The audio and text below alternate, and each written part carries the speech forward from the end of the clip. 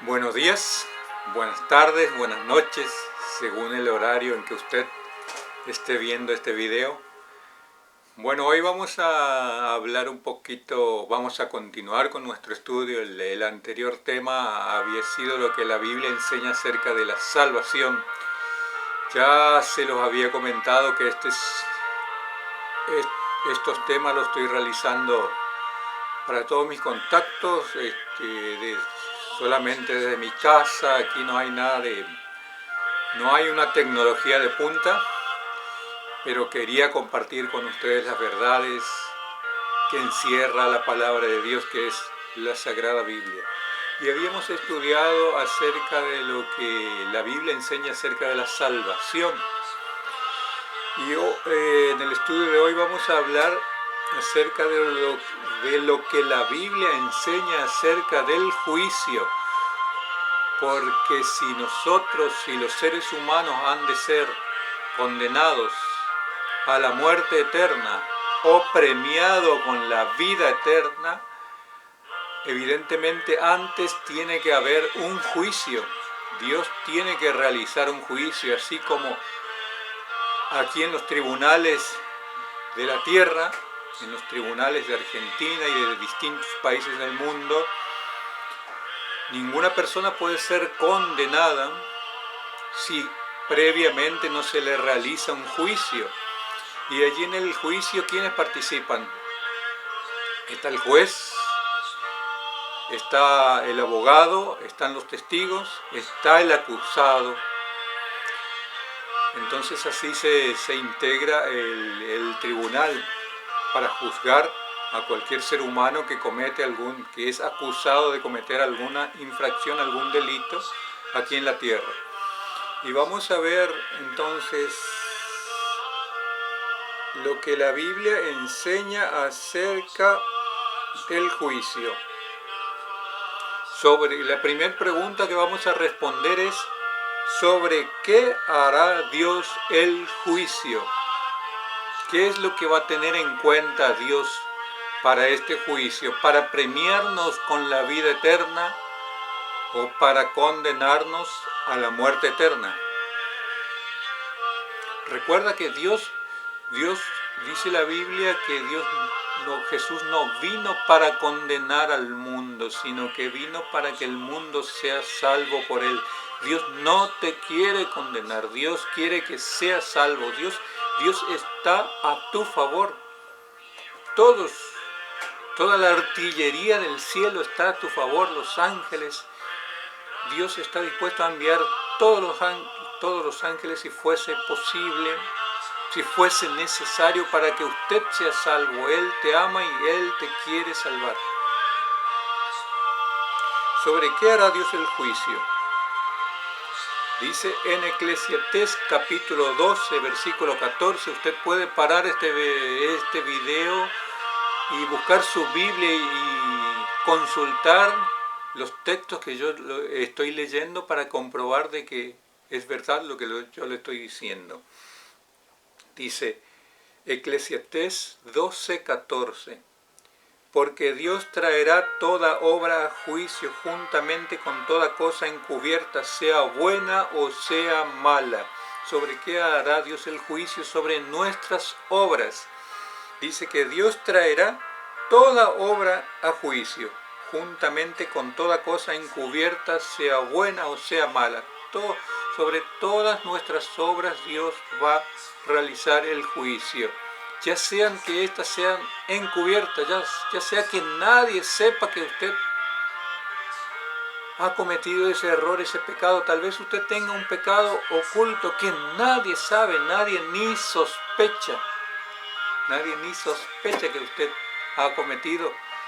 Dios también traerá a juicio esa obra suya.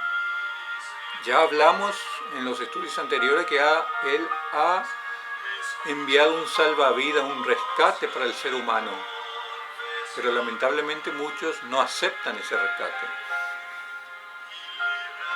¿Cuántos comparecerán ante el juicio? Veamos allí lo que dice Segunda de Corintios Segunda de Corintios capítulo 5, versículo 10. ¿Cuántos comparecerán ante el tribunal en el juicio? Porque es necesario que todos nosotros comparezcamos ante el tribunal de Cristo para que cada uno reciba según lo que haya hecho mientras estaba en el cuerpo, sea bueno o sea malo. Reitera nuevamente aquí el concepto anterior. Sea buena o sea mala la obra que hayamos hecho, es necesario que todos comparezcamos ante el tribunal de Cristo. ¿Cuántas personas van a comparecer ante el tribunal de Cristo? Todos nosotros, usted y yo.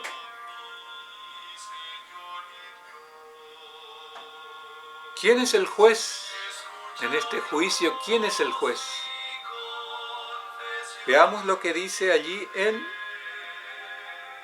San Juan capítulo 5, versículo 22. Dice lo siguiente: porque el Padre a nadie juzga, sino que todo el juicio dio al Hijo. Porque el Padre a nadie juzga, sino que todo el juicio dio a su Hijo. Entonces, ¿quién es el juez? El Padre no juzga, dice, sino que todo el juicio dio a su Hijo. Entonces el juez es Cristo Jesús. Cristo Jesús es el juez. ¿Dónde están registradas nuestras acciones? Aquí en la tierra, en los juicios que se realizan aquí en la tierra, se abre un expediente y allí están registradas todas las supuestas acciones del acusado, la que el juez evaluará con presencia de testigos, fiscales y demás. ¿Dónde están registradas nuestras acciones, las que tú y las que yo hacemos? ¿Dónde están registradas? Vamos allí a leer en Apocalipsis capítulo 20, versículo 12. Dice lo siguiente: y vi a los muertos grandes y pequeños de pie ante Dios. Allí ya no estaban muertos porque resucitaron y están de pie ante Dios. Y los libros fueron abiertos, y otro libro fue abierto, el cual es el libro de la vida, y fueron juzgados los muertos por las cosas que estaban escritas en los libros según sus obras, en los libros que están en el cielo. En el cielo hay libros de la vida y otros libros donde están registradas todas nuestras acciones. Y por lo que están escritos en esos libros es lo que vamos a ser juzgados, tanto los vivos como los muertos. Los muertos que en este momento están descansando, sin embargo, también van a ser juzgados porque sus obras ya están registradas ya en ese libro. Por más que ya hayan muerto, sus obras que hicieron en vida quedaron registradas en esos libros.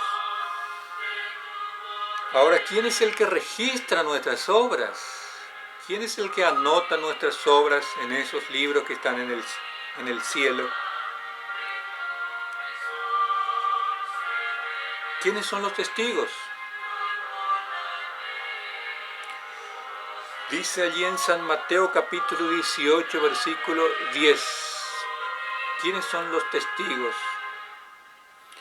Mirad que no menospreciéis a uno de estos pequeños, porque os digo que sus ángeles en los cielos ven siempre el rostro de mi Padre que está en los cielos.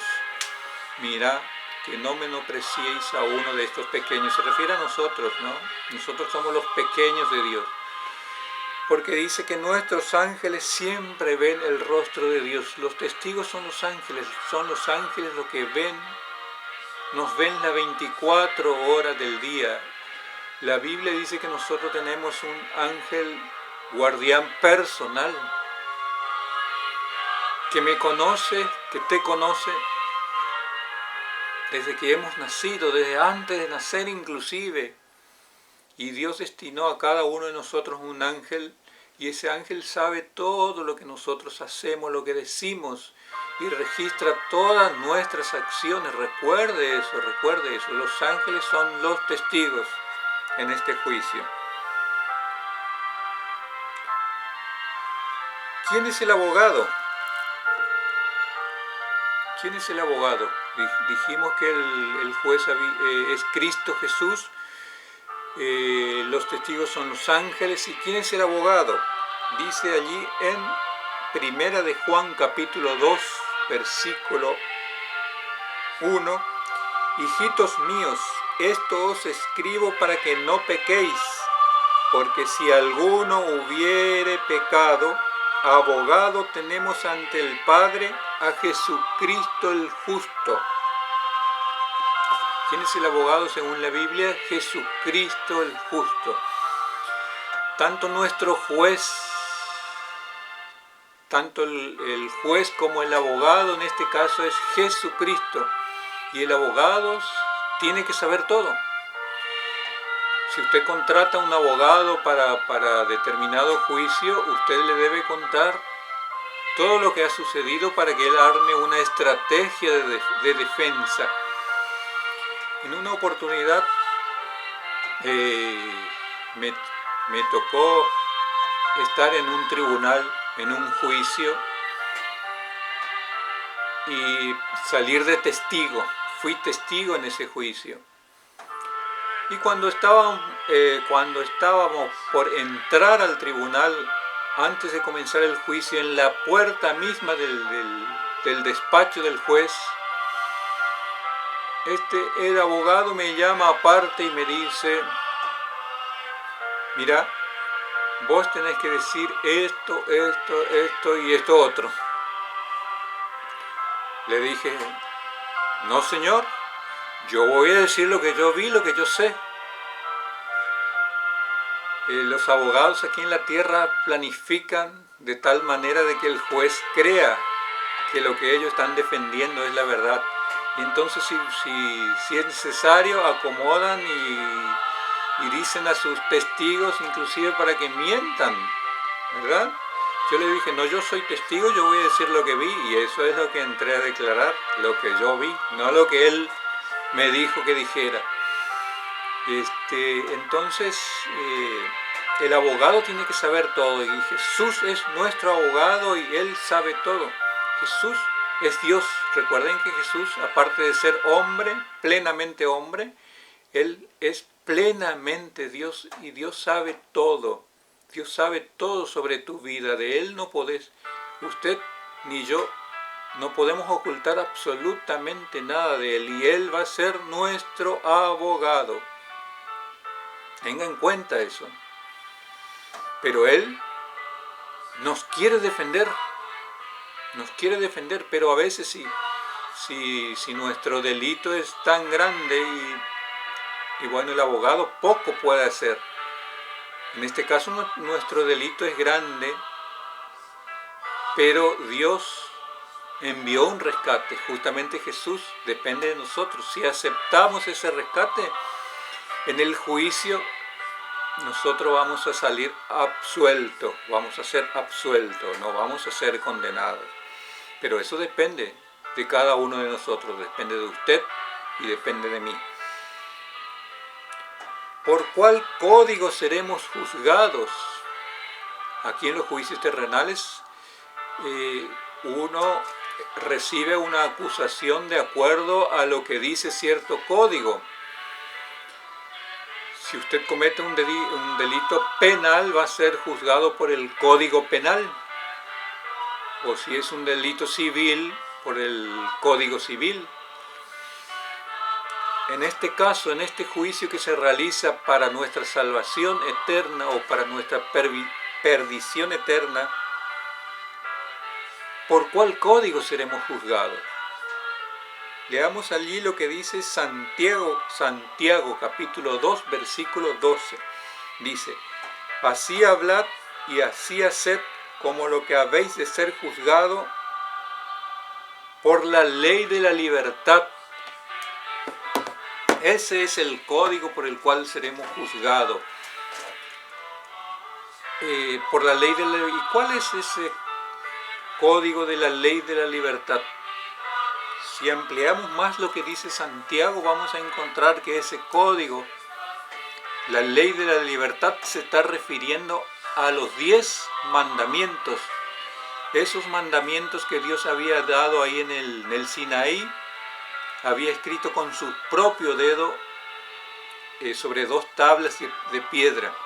Los 10 mandamientos que están registrados en Éxodo capítulo 20. Sobre esos códigos seremos juzgados. Dice allí el Santiago capítulo 2 versículo 12, habíamos leído: hablad y obrad como los que habéis de ser juzgados por la ley de la libertad. Juicio sin misericordia se hará con el que no hace misericordia. La misericordia triunfa sobre el juicio. Y dice: si en verdad cumplís la ley real, conforme a la Escritura, amarás a tu prójimo como a ti mismo, bien hacéis. Pero si hacéis acepción de personas, cometéis pecado y quedáis convictos por la ley como transgresores. Porque el que guarda toda la ley y ofende en un solo punto es culpable de todos. Porque el que dijo no cometerás adulterio, también ha dicho no matarás. Si no cometes adulterio, pero matas, ya eres transgresor de la ley. Y allí culmina con el texto que habíamos leído: hablad y obrad como lo que habéis de ser juzgado por la ley de la libertad. Por esta ley que dice no cometerás adulterio, no matarás, honra a tu padre y a tu madre, no dirás falso testimonio contra tu prójimo. Por esos códigos seremos juzgados.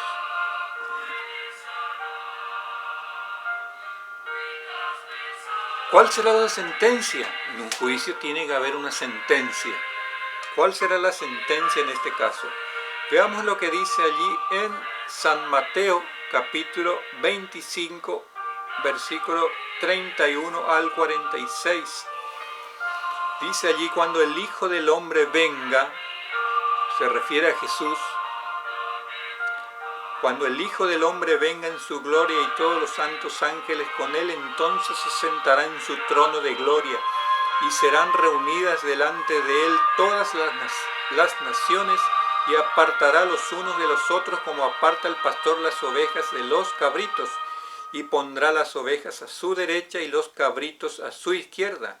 Entonces el rey dirá a los de su derecha: venid, benditos de mi Padre, heredad el reino preparado para vosotros desde la fundación del mundo. Porque tuve hambre y me disteis de comer, tuve sed y me disteis de beber, fui forastero y me recogisteis, estuve desnudo y me cubristeis, enfermo y me visitasteis, en la cárcel y vinisteis a mí. Entonces los justos le responderán diciendo: Señor, ¿cuándo te vimos hambriento y te sustentamos, o sediento y te dimos de beber? ¿Y cuándo te vimos forastero y te recogimos, o desnudo y te cubrimos? ¿O cuándo te vimos enfermo y en la cárcel y vinimos a ti? Y respondiendo el rey le dirá: de cierto os digo que en cuanto lo hicisteis a uno de estos mis hermanos más pequeños, a mí lo hicisteis. O sea, cuando usted hace una obra, yo hago una obra para otro ser humano, estoy haciendo para Jesús en realidad. Cuando hago el mal también. Entonces dirá también a los de la izquierda: apartaos de mí, maldito, al fuego eterno preparado para el diablo y sus ángeles, porque tuve hambre y no me disteis de comer, tuve sed y no me disteis de beber, fui forastero y no me recogisteis, estuve desnudo y no me cubristeis, enfermo y en la cárcel y no vinisteis a mí. Entonces también ellos les responderán diciendo: Señor, ¿cuándo te vimos hambriento, sediento, forastero, desnudo, enfermo o en la cárcel y no te servimos? Entonces les responderá diciendo: de cierto os digo que en cuanto no lo hicisteis a uno de estos más pequeños, tampoco a mí me lo hicisteis. E irán estos al castigo eterno y los justos a la vida eterna. Allí está la sentencia: castigo eterno y vida eterna. En estudios posteriores vamos a analizar en qué consiste ese fuego eterno preparado para el diablo y sus ángeles que dice allí. Pero Por ahora vamos a decir que la sentencia puede ser o vida eterna o castigo eterno. Pero ya les había anticipado que nuestro enemigo en realidad es la muerte eterna. Entonces la sentencia será o vida eterna o muerte eterna. En otros estudios vamos a detallar más estos temas. ¿Qué debo hacer? Ya que sé que vamos a ser juzgados. Inclusive en otros estudios podemos ver también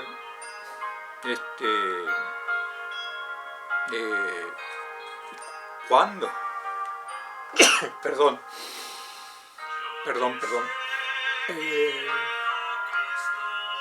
Vamos a ver en estudios posteriores también entonces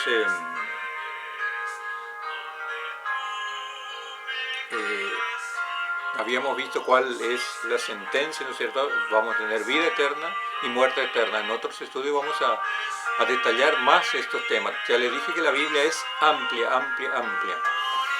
Por eso Jesús dijo, escudriñad las Escrituras, porque a vosotros parece que en ellas tenéis la vida eterna y ellas son las que dan testimonio de mí. ¿Qué debo hacer? Ya que sabemos que el juicio, eso es lo que le quería decir. En estudios posteriores vamos a analizar también ese juicio, en qué momento se va a realizar. ¿Será en un futuro? ¿Será que ya se está realizando? Cuando Jesús dijo, habló en el futuro. Pero desde que Jesús pronunció esas palabras ya pasaron más de 2000 años. Por eso seguramente que en algún otro estudio les vamos a comentar en qué momento comienza ese juicio. ¿Qué debo hacer?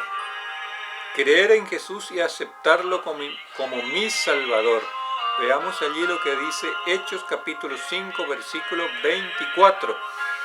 Dice, de cierto os digo, el que oye mi palabra y cree al que me envió tiene vida eterna y no vendrá a condenación, mas ha pasado de muerte a vida. ¿Se dan cuenta?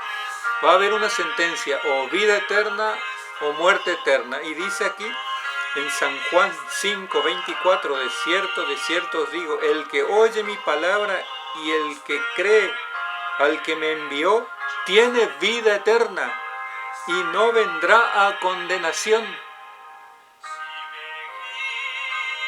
mas ha pasado de muerte a vida. ¿Se dan cuenta? Nuestra sentencia ya puede estar asegurada. Su sentencia ya puede estar asegurada. Depende de usted. Depende de la decisión que usted tome. ¿Va a creer en el Hijo de Dios, en Jesús que Dios envió para rescate nuestro, o no va a creer en Él? De eso depende la sentencia en ese juicio, si va a tener vida eterna o si ha pasado de muerte a vida. Eso me llama la atención, como dice la Biblia, y no vendrá a condenación, mas ha pasado de muerte a vida. O sea, la muerte ya lo tenemos. Es como que dice, usted habrá escuchado la frase esa, bueno, voy por el sí, el no ya lo tengo, voy por el sí. Bueno, la muerte ya lo tenemos, pero vayamos por la vida, vamos a pasar de muerte a vida. ¿Y cómo vamos a pasar de muerte a vida? Aceptando a nuestro querido y amado Salvador Jesucristo. Por eso yo siempre les invito yo siempre a que acepten a Jesús. Acepten a Jesús y entonces van a pasar de muerte a vida. Yo todos los días la acepto. Todos los días la acepto como mi Salvador porque todos los días lo necesito. ¿Qué más debemos hacer? Vamos a ver allí lo que dicen Hechos capítulo 16, versículo 30 al 31. Dice, y sacándolos les dijo, señores, ¿qué debo hacer para ser salvo? Ellos dijeron, cree en el Señor Jesucristo y serás salvo tú y tu casa. De nuevo se reitera allí, cree en el Señor Jesucristo y serás salvo tú y tu casa. Cuando usted cree en el Señor Jesucristo, el Espíritu Santo va a obrar en usted y va a haber una influencia vivificadora que todos los que están en su hogar va a ver ese cambio. Y su familia también se van a convertir a Jesús.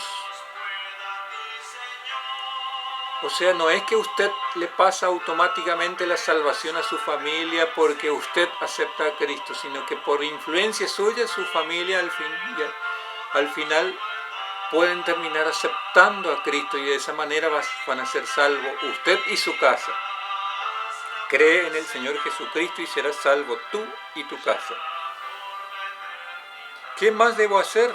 Respetar a Dios y guardar sus mandamientos. Lo encontramos allí en Eclesiastés 12:13. El fin de todo el discurso oído es este: teme a Dios y guarda sus mandamientos, porque esto es el todo del hombre. Teme a Dios y guarda sus mandamientos, porque esto es el todo del hombre. Teme a Dios quiere decir respete a Dios. Y dice allí el escritor que la Biblia se resume en eso, en respetar a Dios y guardar sus mandamientos. Claro que hay que guardar sus mandamientos porque por ese código de los 10 mandamientos vamos a ser juzgados. ¿Se dan cuenta? Por eso es importante guardar los mandamientos de Dios. Que en otro tema también vamos a hablar sobre los mandamientos de Dios, porque muchos cuestionan la vigencia de ellos. Ese será tema para otro estudio. Bueno, hasta aquí llegamos en el estudio de hoy. Personalmente yo acepto a Jesús como mi abogado. Deseo respetar y obedecer los mandamientos de Dios. Me gustaría que usted también haga lo mismo, que acepte a Jesús como su Salvador personal y que acepte guardar sus mandamientos, por supuesto que con la ayuda de Él. Vamos a seguir viéndonos en los próximos videos y gracias por estar hasta aquí. Entréguele su corazón a Jesús, acéptele y guarde sus mandamientos. Nos vemos en el próximo video. Muchas gracias.